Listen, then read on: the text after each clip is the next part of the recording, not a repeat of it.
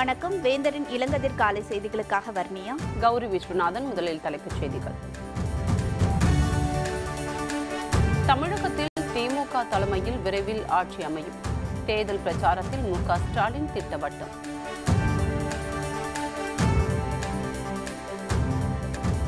வேலை வாய்ப்பை அதிகரிக்க நடவடிக்கை எடுக்கப்படும்.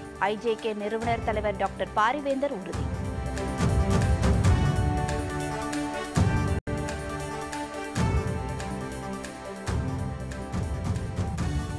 பிரதமர் நரேந்திர மோடியால் மட்டுமே நாட்டை பாதுகாக்க முடியும். முதலமைச்சர் பழனிசாமி பேச்சு.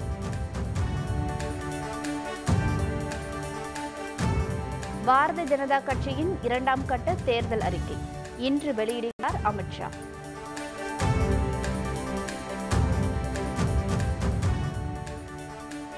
சேலம் சென்னை 8 வழிச்சாலைக்கு எதிரான வழக்கு இன்று தீர்ப்பு வழங்குகிறது சென்னை உயர்நீதிமன்றம். தமிழகத்தில் விரைவில் திமுக தலைமையில் ஆட்சி அமையும் என அக்கட்சியின் தலைவர் மு.க. ஸ்டாலின் தெரிவித்துள்ளார். வடசென்னை மக்களவைத் தொகுதியில் போட்டியிடும் திமுக வேட்பாளர் கலாநிதி வீராசாமி மற்றும் சென்னை பெரம்பூர் சட்டமன்ற இடைத்தேர்தல் தொகுதியில் போட்டியிடும் வேட்பாளர் ஆர்.டி. சேகர் ஆகியோரை ஆதரித்து திமுக தலைவர் ஸ்டாலின் வாக்கு சேகரித்தார். பெரம்பலூர் சட்டமன்ற தொகுதிக்கு உட்பட்ட எம்ஜிஆர் நகரில் பேசிய அவர், மத்தியில் நடக்கும் சர்வாதிகார ஆட்சியும் தமிழகத்தில் நடக்கும் உதவாக்கரை ஆட்சியும் அகற்ற வேண்டும் என கூறினார். மகளிர் சுயதொழில் தொடங்க 50,000 ரூபாய் வரை வட்டியில்லா கடன் வழங்கப்படும், நீட் தேர்வு ரத்து செய்யப்படும் என்பன உள்ளிட்ட திட்டங்களை கூறி ஸ்டாலின் வாக்கு சேகரித்தார். 10 மேம்பாலங்களையும் கலைஞர் தான் திறந்து வச்சது, அதெல்லாம் மறந்துருக்க மாட்டேங்க. அந்த 10 மேம்பாலம் அடிக்கல் நாட்டு விழாவே பெரம்பூர்ல தான் நடந்துச்சு. நம்ம தொகுதிக்கு விட்டு இருக்க பாடல தான் நம்ம அடிக்கல் நாட்டு விழாவே கலைஞர் நடத்தி வச்சாரு. 10 மேம்பாலங்களை கட்டிய பெருமை இதுவரைக்கும் எந்த மாநகராட்சி செய்யாத சாதனையை நான் மேயராக இருந்த போது அதை செஞ்சு காட்டினேன். எதுக்காக இதெல்லாம் சொல்றேன்? அதே மாதிரி சோடியம் ஆய்வு எடுக்கிறோம், நீங்க பாக்குறீங்க, ஐமாஸ்டேட்ல பாக்குறீங்க. இதெல்லாம் யாருடைய காலத்துலன்னா நாம மேயர் இருந்தப்போ திமுக ஆட்சி இருந்தப்போதான் அதெல்லாம் செஞ்சு முடிச்சோம். ஆனா இன்னைக்கு எதுவும் கிடையாது. அதுக்கு பிறகு மாநகராட்சியை கலைக்கப்பட்டிருக்கு. இப்போ மேயர் கிடையாது, துணை மேயர் கிடையாது, கவுன்சிலர் கிடையாது. ஏன்னா இப்ப டைரக்டா அவங்களே அடிச்சுக்கிறாங்க. ஏன்னா எலெக்ஷன் வச்சா கவுன்சிலர் வச்சு மாநகராட்சி மன்ற கூட்டத்தில் வச்சு பாஸ் பண்ணணும். எந்த வேலையா இருந்தாலும் 1000 ரூபாய் வேலையா இருந்தாலும் சரி, அது 1000 கோடி வேலையா இருந்தாலும் சரி, 10,000 கோடி வேலையா இருந்தாலும், இந்த வேலையா இருந்தாலும் அங்க வச்சு பாஸ் பண்ணணும். இதெல்லாம் எதுக்கு நம்ம சிக்கல்? டைரக்டா அடிச்சிருவோம். அன்றைய கமிஷன் கலெக்ஷன் தான் இன்னைக்கு இருக்கக்கூடிய ஆட்சி. ஆக தமிழ்நாட்டில் திமுக ஆட்சி உருவாக மத்தியில ஒரு ஆட்சி மாற்றம் வரணும். ஏன்னா இப்ப இருக்கக்கூடிய மோடி தான் இந்த ஆட்சியை தாங்கி பிடிச்சிட்டு இருக்காரு, முட்டு கொடுத்துட்டு இருக்காரு. அது மைனாரிட்டி ஆட்சி. ஆக கொள்ளடிச்சிட்டு இருக்கு. ஆக அதை பத்தி தான் மோடி கவலைப்படல. ஆனா அப்படிப்பட்ட வக்கரமான ஆட்சிக்கு அவர் முட்டு கொடுத்து வச்சுட்டு இருக்கிறாரு. ஆக ராகுல் காந்தி பிரதமராக வந்துட்டா அடுத்த நொடி இந்த ஆட்சிக்கு. இதனைத் தொடர்ந்து பேசிய ஸ்டாலின், பொள்ளாச்சி பாலியல் வன்கொடுமை வழக்கில் சட்டமன்ற துணை சபாநாயகராக உள்ள பொள்ளாச்சி ஜெயராமன் மகனுக்கு தொடர்பு இருப்பதாக குற்றம் சாட்டினார். கொடநாடு கொலை வழக்கு, ஜெயலலிதா மர்ம மரணம் மற்றும் பொள்ளாச்சி வழக்கில் குற்றவாளிகளுக்கு தகுந்த தண்டனை வழங்கப்படும் எனவும் கூறினார். தேர்தல் அறிக்கையில திராவிட முன்னேற்ற கழகத்தினுடைய தேர்தல் அறிக்கையில மிக தெளிவாக சொல்லியிருக்கிறோம். 10ஆம் வகுப்பு வரை படிச்ச 1 கோடி இளைஞர்களுக்கு சாலை பணியாளர்கள் வேலையை கொடுக்க போறோம் அப்படின்னு சொல்லியிருக்கிறோம். மகளிர் சுய தொழில் தொடங்குவதற்கு 50,000 ரூபாய் வட்டியில்லா கடன் வழங்கப்படும் சொல்லியிருக்கிறோம். நீட் தேர்வை ரத்து செய்வோம் அப்படின்னு சொல்லிட்டோம். நாம மட்டும் சொல்லல, மத்தியில ஆட்சிக்கு வரப்போகிற, நம்ம ஆதரவோடு ஆட்சி அமைக்க போகிற இளம் பிரதமராக வர இருக்கக்கூடிய ராகுல் காந்தி அவர்கள் சொல்லிட்டார். அதனால கவலைப்பட வேண்டிய அவசியம் இல்லை. அதே மாதிரி அண்மையில நம்ம தாய்மார்கள்லாம் இருக்கிறீங்க, உங்களுக்கு ரொம்ப சந்தோஷமான ஒரு செய்தி என்னன்னா, அண்மையில கேபிள் டிவி கட்டணத்தை உயர்த்திட்டாங்க.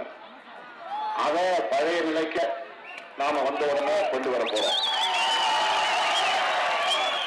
50 லட்சம் மகளிர் மக்கள் நல பணியாளர்கள் நியமிக்கப்பட இருக்கிறாங்க. சமையல் கேஸ் விலை பழைய முறைக்கு அது அமல்படுத்தப்படும். அதே மாதிரி மாணவர்களுடைய கல்வி கடன், வங்கியில் வாங்கியிருக்கக்கூடிய கல்வி கடன் முழுவதுமாக ரத்து செய்யப்படும். பல உறுதிமொழிகளும் வாக்குறுதிகளும் வழங்கப்பட்டிருக்கு. இதையெல்லாம் நிறைவேற்றுவதற்கு நீங்க பெரம்பலூரில் விவசாயம் சார்ந்த தொழிற்சாலைகள் அமைத்து வேலைவாய்ப்பை அதிகரிக்க நடவடிக்கை எடுக்கப்படும் என இந்திய ஜனநாயக கட்சி நிறுவனர் தலைவருமான பெரம்பலூர் மக்களவை தொகுதி வேட்பாளருமான டாக்டர் பாரிவேந்தர் தெரிவித்துள்ளார். திமுக தலைமையிலான மதசார்பற்ற முற்போக்கு கூட்டணி சார்பில் பெரம்பலூர் மக்களவை தொகுதியில் போட்டியிடும் டாக்டர் பாரிவேந்தர் துறையூர் சட்டமன்ற தொகுதிக்கு உட்பட்ட பகுதிகளில் வாக்கு சேகரித்தார். ஆலத்துடையான்பட்டி, ரெட்டியார்பட்டி, எரக்குடி, காமாட்சிபுரம், பாதர்பேட்டை, கீழப்பட்டி உள்ளிட்ட பல்வேறு பகுதிகளில் பிரச்சாரம் மேற்கொண்ட பாரிவேந்தருக்கு பொதுமக்கள் உற்சாக வரவேற்பு அளித்தனர். இந்த தேர்தல் முக்கியமான தேர்தல். அதனால்தான் அந்த தேர்தல் வாக்குறுதிகள் எல்லாம் போட அங்கே டெல்லியில் காங்கிரஸ் தலைவர் ராகுல் சொல்லுகிறார், ஏழை மக்களுக்காக வறுமை கோட்டு கீழே இருக்கிற மக்களுக்கு 6000 ரூபா மாதத்துக்கு 12 மாதம் 72,000 ரூபா கொடுக்கப்படும் என்று உறுதியளித்திருக்கிறார். அதே போல தமிழ்நாட்டு தேர்தல் அறிக்கையில் மக்கள்லாம் கஷ்டப்படுற மக்கள், ஏழை மக்கள் ஏதாவது தேவைக்கு என்ன பண்ணுவாங்க, கையில் காதில் போட்டிருக்கிறத கொண்டு போய் அடகு வச்சுட்டு வாங்கி செலவு பண்ணுறாங்க. அந்த மாதிரி 5 பவுனுக்குள் 40 கிராமுக்குள் நீங்கள் ஏதாவது வங்கியில் கடன் வாங்கியிருந்தால், பேங்க்கில் கடன் வாங்கியிருந்தால் அதை அரசே மூட்டு உங்களுக்கு தரும். அது தமிழ்நாட்டு அரசினுடைய வாக்குறுதி. அதோடு விவசாயிகளுக்கு கடன் தள்ளுபடி, மாணவர்களுக்கு கடன் தள்ளுபடி, 50 லட்சம் பெண்களுக்கு வேலை வாய்ப்பு, 1 கோடி இளைஞர்களுக்கு வேலை வாய்ப்பு என உங்களுக்கு அருமையான திட்டங்களையும் கொள்கைகளையும் வைத்துக் கொண்டிருக்கிறார்கள். ஆகவே நீங்கள் உதயசூரியன் சின்னத்தில் வாக்களியுங்கள். வெற்றி பெற்று வந்த பிறகு உங்களுக்கு என்னெல்லாம் செய்ய முடியுமோ நீங்கள் சொல்லுகிற அத்தனையும் செய்து தருவேன் என்று கூறிக்கொள்கிறேன். மறவாதீர் உதயசூரியன், மறவாதீர் உதயசூரியன். இதனைத் தொடர்ந்து கிராப்பட்டி, புதுப்பட்டி, ஒக்கரை, கிருஷ்ணாபுரம், வெங்கடாச்சலபுரம், மாராட்டி உள்ளிட்ட பல்வேறு கிராமங்களிலும் டாக்டர் பாரிவேந்தர் வாக்கு சேகரித்தார். அப்போது பேசிய அவர், ஐயா ஆற்றின் குறுக்கே தடுப்பணை கட்ட நடவடிக்கை எடுக்கப்படும் என கூறினார். மக்களின் குறைகளை கேட்டறிந்து கோரிக்கைகள் அனைத்தையும் உறுதியாக நிறைவேற்றி தருவேன் என்றும் டாக்டர் பாரிவேந்தர் தெரிவித்தார். அங்க டெல்லியிலே பிரதமராக ஆக இருக்கிற ராகுல் காந்தி அவர்கள் உங்களுடைய குடும்பத்துக்கு, ஒவ்வொரு குடும்பத்துக்கும் மாதம் 6000 ரூபாய் வேலை, 12 மாசத்துக்கு 72,000 ரூபாய் உங்களுக்கு கொடுக்கப்படும் என்றும், இதெல்லாம் மக்களை வைத்திருக்கிற அக்கறை, ஏழை எளிய மக்கள் வைத்திருக்கிற அக்கறை. அத்தகைய 2 ஆட்சிகளும் மாற்றப்பட இருக்கிற நேரத்தில் உங்களுக்கு உறுதியாக ஒரு நல்ல அரசு தமிழ்நாட்டில் அமையும், டெல்லியிலே மையத்தில் ஒரு நல்ல அரசு அமையும். அந்த நேரத்தில் பாராளுமன்ற உறுப்பினராக இருக்கிற நான் உங்களுடைய தேவைகள் நிச்சயமாக நீங்கள் மகிழ்ச்சி அடைகிற வகையில் எல்லாம் செய்து தரப்படும் என்பதை கூறிக்கொள்கிறேன். மறவாதீர் உதயசூரியன், மறவாதீர் உதயசூரியன், மறவாதீர் உதயசூரியன். இதனையடுத்து உப்புலியாபுரம் சென்ற டாக்டர் பாரிவேந்தருக்கு பட்டாசு வெடித்து உற்சாக வரவேற்பு அளிக்கப்பட்டது.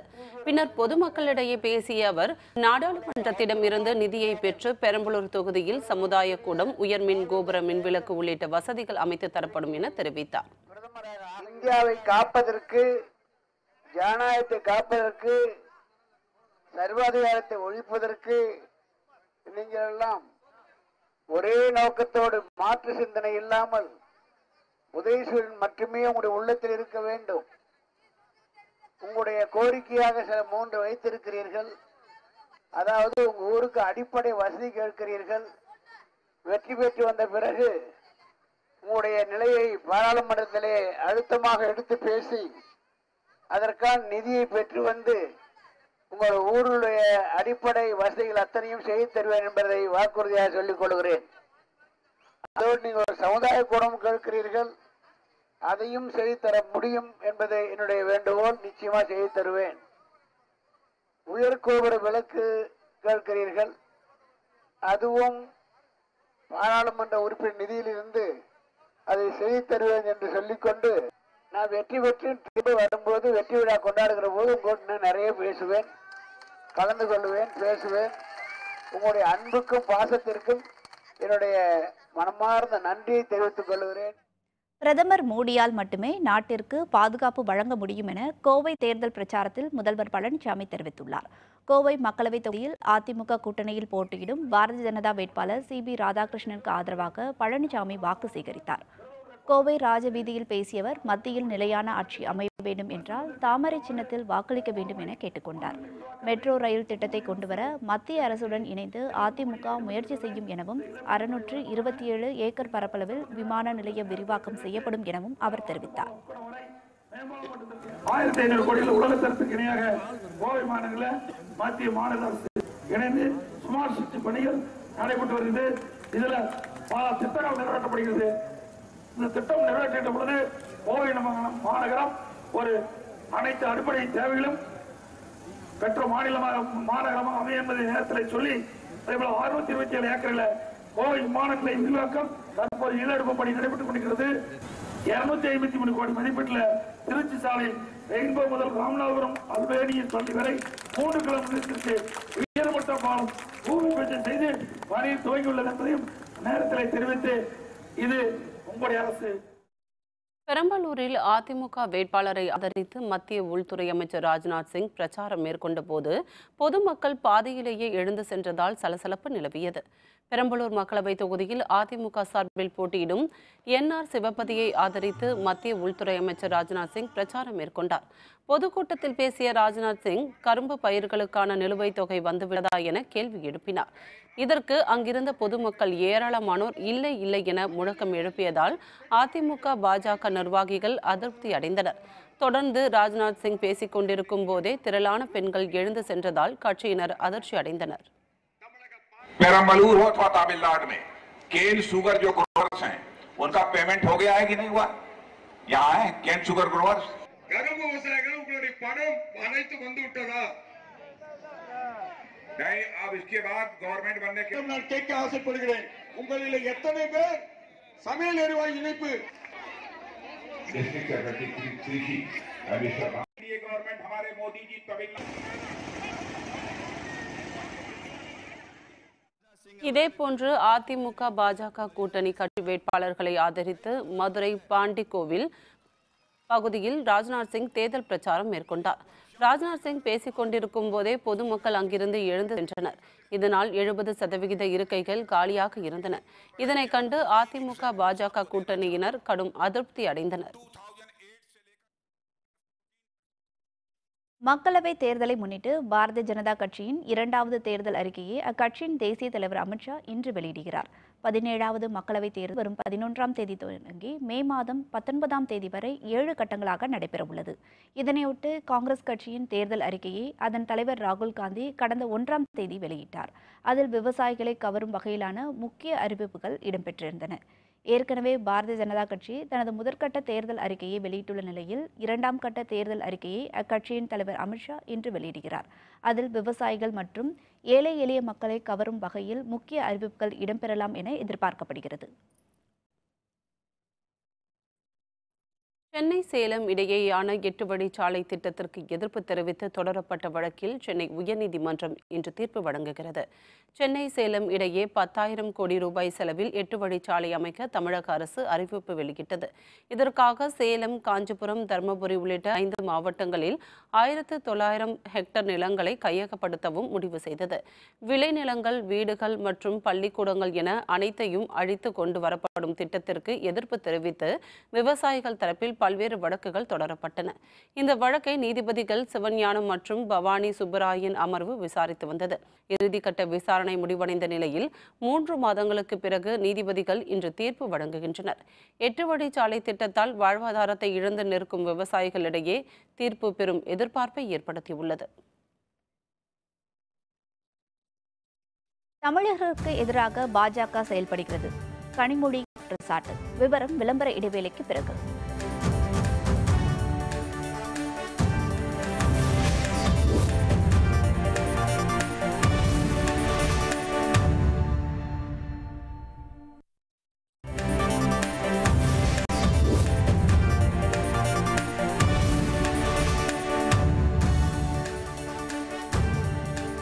செய்திகள் தொடர்கின்றன.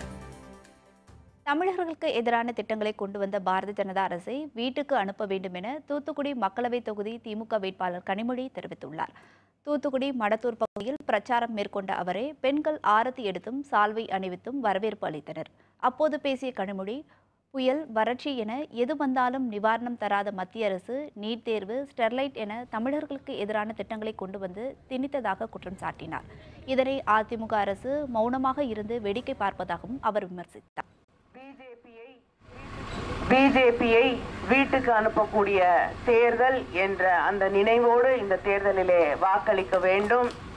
எதெல்லாம் தமிழ்நாட்டுக்கு தேவையில்லை என்று நாம் சொல்கிறோமோ, நீட் பரீட்சையாக இருக்கட்டும், மீத்தேனா இருக்கட்டும், ஹைட்ரோகார்பனா இருக்கட்டும், ஸ்டெர்லைட் தொழிற்சாலையாக இருக்கட்டும், எல்லாத்தையும் கொண்டு வந்து தமிழ்நாட்டிலே திணிக்கக்கூடிய தமிழர்களை எல்லா கொடுமைகளையும் செய்தாலும் அவர்கள் பொறுத்து கொண்டிருப்பார்கள் என்று நினைக்கக்கூடியவர்கள் தான் மத்தியிலே இருக்கக்கூடிய பிஜேபியை சார்ந்தவர்கள். அதை மௌனமாக ஏற்றுக்கொண்டு ஆட்சியில் இருந்தா போதும் என்று நினைக்கக்கூடிய கட்சி அதிமுக. நரேந்திர மோடி மீண்டும் ஆட்சிக்கு வந்தால் இந்திய அரசியல் அமைப்பு சட்டத்திற்கு ஆபத்து என விடுதலை சிறுத்தைகள் கட்சியின் தலைவர் திருமாவளவன் தெரிவித்துள்ளார். விழுப்புரம் மக்களவை தொகுதியில் திமுக கூட்டணியில் போட்டியிடும் விடுதலை சிறுத்தைகள் கட்சியின் வேட்பாளர் ரவிக்குமாரை ஆதரித்து திருமாவளவன் பிரச்சாரம் செய்தார். அப்போது தமிழகம் மட்டுமின்றி இந்தியா முழுவதும் மோடிக்கு எதிரான அலை வீசுவதை வெளிப்படையாக பார்க்க முடிவதாக அவர் தெரிவித்தார். மோடி மீண்டும் ஆட்சி அமைத்தால் ஜனநாயகத்திற்கும் சமூக நல்லிணக்கத்திற்கும் ஏற்படும் ஆபத்தை தடுக்க முடியாது எனவும் திருமாவளவன் தெரிவித்தார். நாடே மோடிக்கு எதிராக இருக்கிறது. தமிழ்நாடு மட்டுமல்ல, ஆந்திராவில் இருக்கிற சந்திரபாபு நாயுடு மோடியோடு இருந்தவர் தான் வெளியேறிவிட்டார். மோடியோடு இல்லை. சந்திரசேகர ராவ் மோடியோடு இல்லை. உத்தரப்பிரதேசத்தில் இருக்கிற மாநில கட்சிகள் மோடியோடு இல்லை. மேற்கு வங்கத்திலே இருக்கிற மம்தா பானர்ஜி மோடியோடு இல்லை. எதிர்ப்பு இது தமிழ் இந்தியா முழுவதும் நீங்கள் மாநில கட்சிகள் அனைத்தும் மோடிக்கு எதிராக இருக்கின்றன. கட்சிகள் மட்டுமல்ல, மக்களே எதிராக இருக்கிறார்கள். ஒரே ஒரு செயல் திட்டம் தான், மீண்டும் வேண்டாம் மோடி என்பதுதான் இந்த தேர்தலில் நாம் செய்ய வேண்டிய செயல் திட்டம். இதனைத் தொடர்ந்து பேசிய தமிழக வாழ்வுரிமை கட்சியின் தலைவர் வேல்முருகன், அனைத்து கட்சிகளுக்கும் முடிவு கட்டும் தேர்தல் என கூறினார். ஒற்றை மொழி, ஒற்றை கலாச்சாரம், ஒற்றை பண்பாடு, ஒற்றை ஏகாதிபத்திய சிந்தனை என்ற ஆதிக்க மதவெறி கும்பலை மாய்த்திட உதயசூரியனுக்கு வாக்களிக்க வேண்டும் என அவர் கேட்டுக்கொண்டார். வாக்குச்சாவடி மையத்தை கைப்பற்றுவோம் என்கின்ற முறையில் பகிரங்கமாக பேசிய அன்புமணி ராமதாஸ் மீது கிரிமினல் வழக்கு பதிவு செய்ய வேண்டும் என மார்க்சிஸ்ட் கம்யூனிஸ்ட் கட்சியின் மாநில செயலாளர் பாலகிருஷ்ணன் வலியுறுத்தியுள்ளார். தருமபுரியில் செய்தியாளர்களிடம் பேசிய அவர், 8 வழி சாலை வழக்கில் உயர்நீதிமன்றம் இன்று நல்ல தீர்ப்பு வழங்கும் என விவசாயிகள் எதிர்பார்ப்பதாக கூறினார். 8 வழிச்சாலை திட்டத்தை கொண்டு வர முயற்சி செய்த அதிமுக அரசுடன் அதனை எதிர்த்த அன்புமணி அமைத்துள்ள கூட்டணி முரண்பாடான கூட்டணி என்று கூறினார். வாக்குச்சாவடி மையத்தை கைப்பற்றுவோம் என அன்புமணியை தவிர வேறு யார் கூறியிருந்தால் தேர்தல் ஆணையம் நடவடிக்கை எடுத்திருக்கும் என குற்றம் சாட்டியிருந்தார். இவர் போட்டியிடக்கூடிய அன்புமணி அவர்கள் பகிரங்கமா பொதுக்கூட்டத்தில் பேசுறாரு. நாங்க வாக்குச்சாவடிகளை கைப்பற்றுவோம், அதுக்கு எல்லாரும் நீங்க தயாரா இருங்க என்கிற முறையில் ஒரு முறைக்கு திரும்ப திரும்ப அதையே சொல்றாரு. அந்த பேச்சு வீடியோவில் நீங்க கேட்டிருப்பீங்க. ஆனால் இது சம்பந்தமாக திமுக சார்பில் தேர்தல் ஆணையத்தில் புகார் கொடுத்த போது அவர் மீது விசாரிக்கணும்னு சொல்றாங்களே தவிர ஏன் வழக்கு போட்டு பகிரங்கமாக வாக்குச்சாவடியை கைப்பற்றுவோம்னு சொல்றது ஒரு கிரிமினல் அஃபென்ஸ்.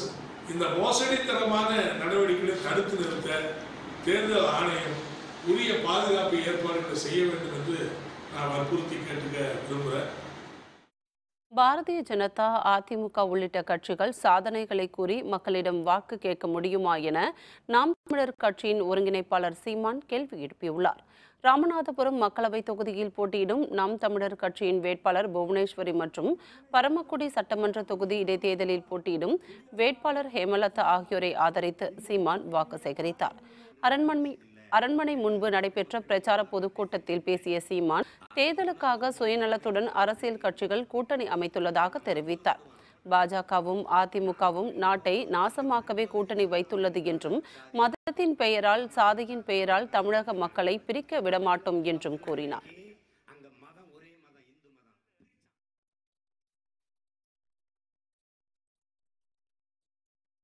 திண்டுக்கல் மக்களவை தொகுதியில் நாம் தமிழர் கட்சியின் சார்பில் போட்டியிடும் நடிகர் மன்சூர் அலிகான் தொகுதிக்கு உட்பட்ட பல்வேறு இடங்களில் பிரச்சாரம் மேற்கொண்டார்.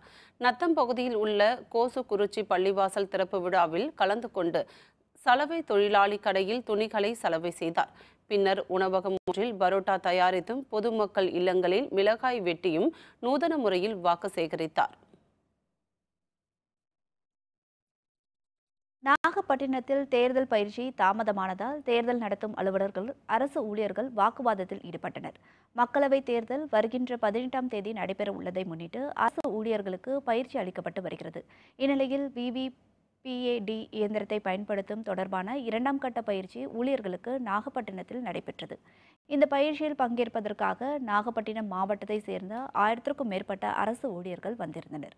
மாலை 3 மணிக்கு நிறைவு பெற வேண்டிய பயிற்சி 5 மணிக்கு மேல் தாமதமானதால் ஆத்திரமடைந்த அரசு ஊழியர்கள் அங்கிருந்த தேர்தல் அலுவலர்களிடம் வாக்குவாதத்தில் ஈடுபட்டனர். இதேபோல நாமக்கலில் நடைபெற்ற பயிற்சி முகாமில் பங்கேற்ற அரசு ஊழியர்கள் பணிசான்று வழங்க வலியுறுத்தி போராட்டத்தில் ஈடுபட்டதால் பரபரப்பு ஏற்பட்டது. நாமக்கல் மக்களவைத் தொகுதி வாக்குச்சாவடிகளில் பணியாற்றும் அலுவலர்களுக்கான 2ஆம் கட்ட பயிற்சி நடைபெற்றது. இதில் 1300 பேர் பங்கேற்றனர். தேர்தல் பணி ஆணையம் வழங்காததால் ஆத்திரமடைந்த அவர்கள் போராட்டத்தில் ஈடுபட்டனர்.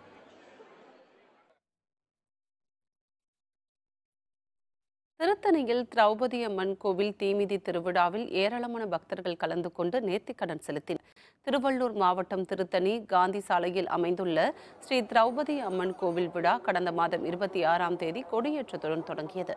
அதன் முக்கிய நிகழ்வான தீமிதி திருவிழா நேற்று நடைபெற்றது. நந்தி ஆற்றங்கரையில் இருந்து பூங்கரகம் ஊர்வலத்துடன் கொண்டு வரப்பட்டு 500க்கும் அதிகமான பக்தர்கள் காப்பு கட்டி தீமிதித்து வேண்டுதலை நிறைவேற்றினர்.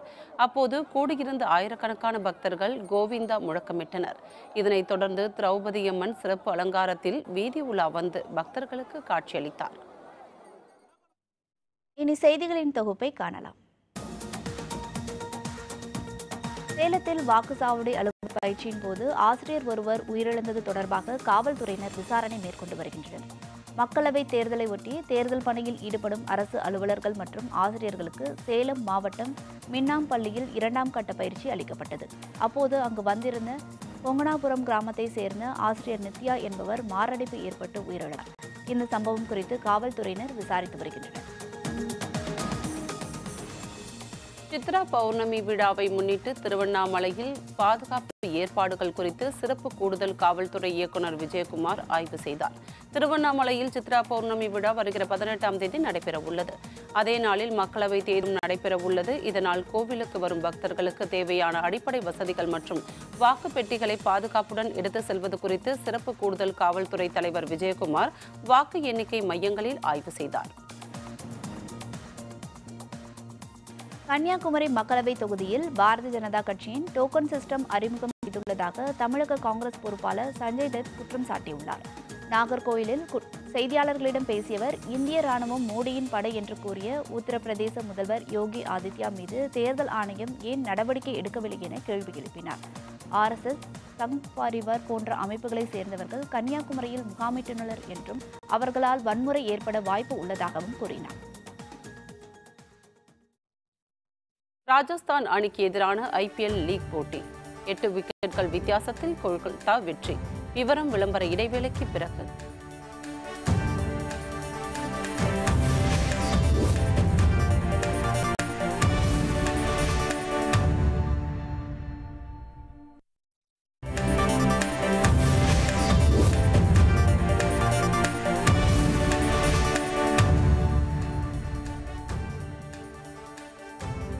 செய்திகள் தொடர்கின்றன. ராஜஸ்தான் அணிக்கு எதிரான IPL லீக் போட்டியில் 8 விக்கெட்டுகள் வித்தியாசத்தில் கொல்கத்தா அணி அபார வெற்றி பெற்றது. Rajasthan Royals Kolkata night Riders அணிகளுக்கு இடையேயான 21வது லீக் போட்டி ஜெய்ப்பூரில் நடைபெற்றது. முதலில் விளையாடிய ராஜஸ்தான் அணியினர் நிதானமாக விளையாடி ரன்களை சேர்த்தனர். 20 ஓவர்கள் முடிவில் 3 விக்கெட்டுகள் இழப்பிற்கு அந்த அணி 139 ரன்கள் எடுத்தது. அதிகபட்சமாக ஸ்டீவன் ஸ்மித் 73 ரன்கள் விளாசினார். 18. Oh wow, that is some strike right at the middle. Go for 4. It's through. அதனைத் தொடர்ந்து 140 ரன்கள் எடுத்தால் வெற்றி என்ற இலக்குடன் களமிறங்கிய கொல்கத்தா அணி வீரர்கள் தொடக்கம் முதலே அதிரடியாக ஆடினர். அபாரமாக விளையாடிய கிறிஸ் லைன் 50 ரன்களும் சுனில் நரேன் 47 ரன்களும் விளாசினர். 13.5 ஓவர்களிலேயே 2 விக்கெட்கள் இழப்பிற்கு இலக்கை எட்டிய கொல்கத்தா அணியினர் 4வது வெற்றியை பதிவு செய்தனர். 8 புள்ளிகளை பெற்ற கொல்கத்தா அணி புள்ளி பட்டியலில் முதலிடத்திற்கு முன்னேறியது. Another over for Jofra Archer, and he's met by Chris Lynn. Advancing high in the air, not sure it'll go all the way. One bounce, swung away, got plenty of it too. No. Look out, Harrier. Another opening. Full shot. What a shot.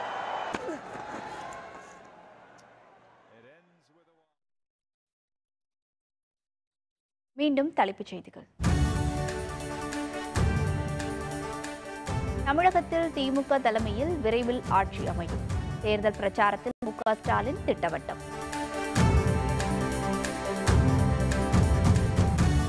வேலை வாய்ப்பை அதிகரிக்க நடவடிக்கை எடுக்கப்படும். IJK நிறுவனர் தலைவர் doctor Parivendhar உறுதி.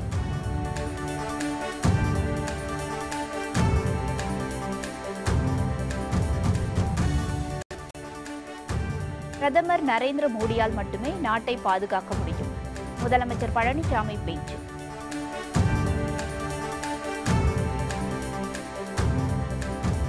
பாரதிய ஜனதா கட்சியின் 2ஆம் கட்ட தேர்தல் அறிக்கை இன்று வெளியிடுகிறார் அமித்ஷா.